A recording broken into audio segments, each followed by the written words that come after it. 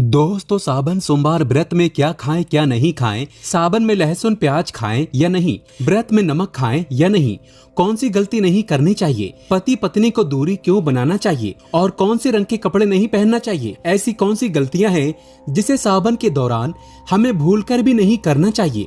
साथ ही सावन के इस पवित्र महीने में कितने सोमवार पड़ेंगे और सावन की समाप्ति कब है, आइए जानते हैं सब कुछ इस वीडियो में। दोस्तों, सावन का महीना कोई मामूली महीना नहीं होता है। ये महीना साक्षात एक ऐसे प्रेम की सौगात लेकर आता है जो कि भक्तों को बड़ी बेसब्री से इंतजार रहता है। सावन का महीना इतना पवित्र होता है जिसका आप अंदाजा भी नहीं लगा सकते। सावन का त्योहार भारत में तो मनाया ही जाता है, लेकिन क्या आप जानते हैं विदेशों में भी सावन का पवित्र महीना बड़ी जोरों शोरों के साथ और खुशी के साथ मनाया जाता है। वैज्ञानिक मानते हैं सावन में प्रकृति आपस में बातें करती है और वातावरण सुगम हो जाता है, हरियाली की उत्पत्ति होती है और नए नए बीज उगते हैं, वर्षा आदि होती है। इस मौसम में हरियाली साक्षात महादेव का स्वागत करती है और महादेव से बातें करती है।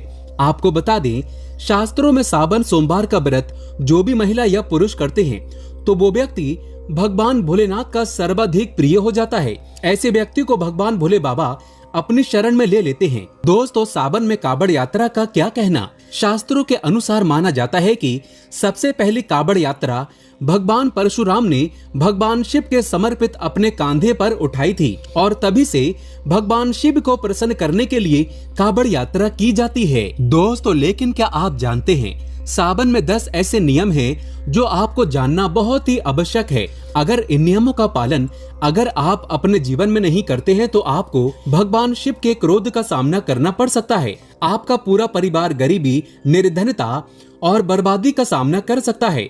दोस्तों, आज की वीडियो बहुत ही सुंदर है। वीडियो को अंत तक जरूर देखें क्योंकि अधूरा ज्ञान हमेशा खतरनाक साबित होता है। इसलिए वीडियो को पूरा अंत तक जरूर देखें और सच्चे दिल से कमेंट बॉक्स में लिखें हर हर महादेव ओम नमः शिवाय। वीडियो को लाइक जरूर करें। आइए जानते हैं। दोस्तों, सबसे पहले जानते हैं सावन सोमवार व्रत की तारीख। पहले सोमवार का व्रत 10 जुलाई, दूसरे सोमवार का व्रत 17 जुलाई, तीसरे सोमवार का व्रत 24 जुलाई, चौथा सोमवार व्रत 31 जुलाई, पांचवा व्रत 7 अगस्त, छठा सोमवार व्रत 14 अगस्त, सातवां सोमवार व्रत 21 अगस्त और आठवां सोमवार 28 अगस्त को रखा जाएगा। दोस्तों, अब जान लेते हैं सावन सोमवार के व्रत में क्या खाना चाहिए और क्या नहीं खाना चाहिए। अगर आपने सावन सोमवार का व्रत रखा है तो आप इस दिन सात्विक भोजन ही करें। ये निर्जला व्रत नहीं होता, इसलिए इस व्रत में सेंधा नमक से बनी चीजें खा सकते हैं। अगर आपने फल खाने पर संकल्प लिया है तो नमक भूल कर भी ना खाएं। आप फल वगैरह ही खाएं और कुछ मत खाना। व्रत में बाहर का गन्ने का जूस मत पीना, उसमें नमक पड़ा होता है। बाहर का जूस भी मत पीना, उनके बर्तनों में भी नमक पड़ा होता है और वो नमक आपके मुंह तक जाएगा तो आपका व्रत खंडित हो जाएगा। व्रत में डब्बा बंद जूस नहीं पीना चाहिए, उसमें कई केमिकल पड़े होते हैं जिससे व्रत टूट जाता है। दोस्तों, सावन में कई बार शुक्रवार का दिन पड़ जाता है तो खट्टा भूल कर भी मत खाना क्योंकि माता संतोषी इस दौरान जागृत अवस्था में हो जाती है, वो रुष्ट हो जाएंगी। इस दिन आप पानी पूरी, इमली की चटनी वगैरह, खट्टे फल वगैरह जाने अनजाने में भी मत खाना क्योंकि इससे माता संतोषी क्रोधित हो जाएंगी। एक बार माता संतोषी रुष्ट हो गयी तो आपको जिंदगी भर कष्ट भोगना पड़ेगा। माता रानी भोली हैं, पर सावन के महीने में जो भी शुक्रवार के दिन खट्टा खाता है उसे परेशानी और माता के क्रोध का सामना करना ही पड़ता है। सावन में साधारण नमक फलों पर लगाकर या अमरूद के बीच में भरकर भूल कर भी नहीं खाना चाहिए। आप सेंधा नमक फलों पर लगाकर खा सकते हैं। सावन के व्रत में चाय आप पी सकते हैं, लेकिन चाय में नमक मत डालना, इससे हड्डियां गल जाती हैं। सावन के व्रत में दूध नहीं पीना चाहिए, इससे भगवान शिव क्रोधित हो जाते हैं। सावन में हल्दी मिलाकर दूध पीने से भयंकर श्राप लगता है। सावन में बच्चों को दूध पी लेना चाहिए, पर घर में बड़ों को दूध नहीं पीना चाहिए। यदि सावन का व्रत अगर आपने मीठा रखा है तो आप खीर पराठा या दही पराठा खा सकते हैं। आप चाहें तो सेंधा नमक से बने आलू के पकवान खा सकते हैं। आलू की सब्जी कुट्टू के आटे की रोटी के साथ खा सकते हैं, लेकिन आटा ध्यान से देख लें, पुराने आटे में कीड़े पड़ जाते हैं जिससे आपका व्रत खंडित हो सकता है। व्रतधारी को सावन सोमवार के व्रत में आटा, बेसन, मैदा, सत्तू, अन्न और अनाज का सेवन नहीं करना चाहिए। इसके अलावा अन्य किसी भी व्यक्ति को मांस, मदिरा, लहसुन, प्याज इत्यादि का भी सेवन नहीं करना चाहिए। वहीं व्रत रखने वाले व्यक्ति को धनिया पाउडर, मिर्ची पाउडर, सादा नमक का सेवन भूल कर भी नहीं करना चाहिए। सावन में चाहे आपका व्रत हो या ना हो, किसी भी व्यक्ति को कड़ी पकौड़ा नहीं खाना चाहिए। और वहीं पत्तेदार सब्जियां, पालक, मेथी, लाल भाजी, बथुआ, पत्ता गोभी जैसी सब्जियां या साग सब्जियां भूल कर भी नहीं खाना चाहिए। ये जहर के समान मानी जाती हैं। इसमें कीड़े आ जाते हैं, सांप, बिच्छू वगैरह आ जाते हैं। और जो भी व्यक्ति सावन में बैगन की सब्जी खाता है, उस व्यक्ति को घोर पाप लग जाता है। इसी कारण लोग द्वादशी और चतुर्दशी पर बैगन नहीं खाते। पत्तेदार सब्जियां क्यों नहीं खाई जाती, इसके पीछे एक कथा है, मैं आपको बताऊंगा। दोस्तों, सावन के पवित्र महीने में कौन सी गलतियां नहीं करना चाहिए? ये गलतियां पाप का भागीदार तो बनाती ही हैं, साथ ही साथ ऐसा व्यक्ति नरक में अटका रह जाता है। सावन में घर के सभी लोगों को सुबह जल्दी उठना चाहिए और जितना जल्दी हो सके कम से कम पहला सावन स्नान अवश्य करें। परिवार में सबको स्नान करना चाहिए। यदि कोई बीमार है तो उस पर गंगा जल के छींटे मार दें। सावन में किसी भी गरीब का अपमान ना करें। क्या पता उस गरीब के रूप में भगवान शिव हो, क्योंकि भगवान शिव सावन में अपने भक्तों की परीक्षा लेने आते हैं। सावन में देर तक सोने वाली महिला का पति बर्बाद हो जाता है और उसकी मृत्यु निकट भविष्य में जल्दी हो जाती है। इसलिए पति के उठने से पहले सावन में हर स्त्री को जल्दी उठ जाना चाहिए और भगवान शिव की पूजा करनी चाहिए। सोमवार व्रत आपको अवश्य करना चाहिए। ऐसा करने से धन लक्ष्मी का वास होता है। सावन में पति पत्नी को सहवास नहीं करना चाहिए।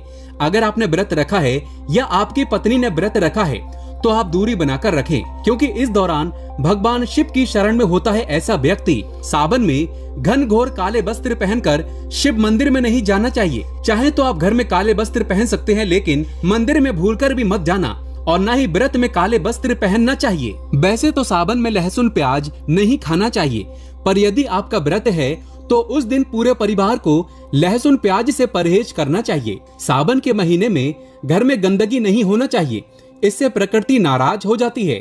सावन में आपके घर का जो मंदिर है उसमें माचिस के खाली पड़े डिब्बे या माचिस नहीं रखना चाहिए। सावन में घर में किसी भी व्यक्ति को गाली नहीं देना चाहिए, चुगली आदि नहीं करना चाहिए। पत्नी को अपशब्द नहीं कहना चाहिए और न ही पति को अपशब्द कहना चाहिए। इससे भगवान शिव आपको श्राप दे देते हैं। सावन में जो भी व्यक्ति दूध में हल्दी डालकर पीता है उसके ऊपर महाकाल का क्रोध बरसता है। सावन में बाल, नाखून, दाढ़ी वगैरह नहीं बनवाना चाहिए। ये आपको पहले कर लेना चाहिए। कोई ज्यादा समस्या हो तो आप ऐसा कर सकते हैं, पर शिवजी से क्षमा अवश्य मांग लें। सावन में शरीर पर तेल नहीं लगाना चाहिए। यदि आपका व्रत है तो आप शरीर पर तेल ना लगाएं। माता पिता का सम्मान करना चाहिए, क्योंकि माँ माता पार्वती और पिता भगवान शिव को माना जाता है। इसलिए माता पिता में इन दोनों का वास होता है। माँ पिता का आदर करने से भगवान शिव और माँ पार्वती प्रसन्न होती हैं। सावन में देवी देवता से जुड़ी कोई भी शुभ चीज उपहार के तौर में कभी किसी को मत देना, नहीं तो भगवान शिव आपके घर से सदैव के लिए चले जाएंगे। दोस्तों, अब जानते हैं सावन के इस पवित्र महीने में शिवलिंग पर कौन कौन सी चीजें नहीं चढ़ाना चाहिए जिससे आपको पाप ना लगे। शिव पुराण के अनुसार शिव भक्तों को कभी भी भगवान शिव को तुलसी, हल्दी और सिंदूर सहित ये 6 वस्तु नहीं चढ़ाना चाहिए। पौराणिक कथा के अनुसार केतकी के फूल ने ब्रह्मा जी के झूठ में साथ दिया था, जिससे नाराज होकर भगवान भोलेनाथ ने केतकी के फूल को श्राप दिया। इसलिए केतकी का फूल शिवलिंग पर नहीं चढ़ाया जाता। और वहीं नारियल का पानी भी शिवलिंग पर कभी भी अर्पित नहीं करना चाहिए। शंख से जल भी भगवान भोलेनाथ को नहीं चढ़ाना चाहिए। शास्त्रों के अनुसार सुबह 5 बजे से लेकर सुबह 11 बजे तक शिवलिंग पर जल चढ़ाना बहुत ही शुभ और अत्यंत मंगलकारी होता है। कभी भी शाम के समय शिवलिंग पर जल ना चढ़ाएं। शास्त्रों के अनुसार शिवलिंग पर काली मिर्च चढ़ाने से रोगों का नाश होता है। इसके साथ ही सुख समृद्धि की प्राप्ति होती है। घर में कभी भी अंगूठे के आकार से बड़ा शिवलिंग नहीं रखना चाहिए और शिवलिंग पर जल धारा अवश्य होना चाहिए। भगवान भोलेनाथ को टूटे हुए अक्षत कभी अर्पित नहीं करना चाहिए, इससे वो क्रोधित हो जाएंगे। सावन के पवित्र महीने में कटे फटे बेलपत्र शिवलिंग पर अर्पित नहीं करना चाहिए। बेलपत्र की संख्या 3 होना चाहिए। बेल पूरे साबुत होना चाहिए। लेकिन आप 6 महीने पुराना बेलपत्र भी शिवलिंग पर अर्पित कर सकते हैं, लेकिन वो कटा फटा ना हो।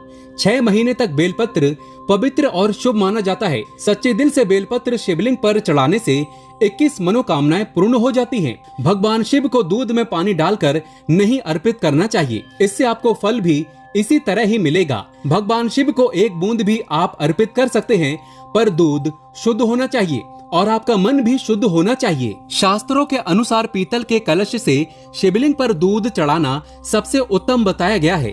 धार्मिक कर्म कांड में पीतल के बर्तनों का विशेष महत्व बताया गया है। विवाह आदि के कार्यों में इसलिए पीतल के बर्तनों का प्रयोग किया जाता है। आपको बता दें, सोमवार को पीतल के कलश से ही शिवलिंग पर दूध से अभिषेक शुभ बताया गया है।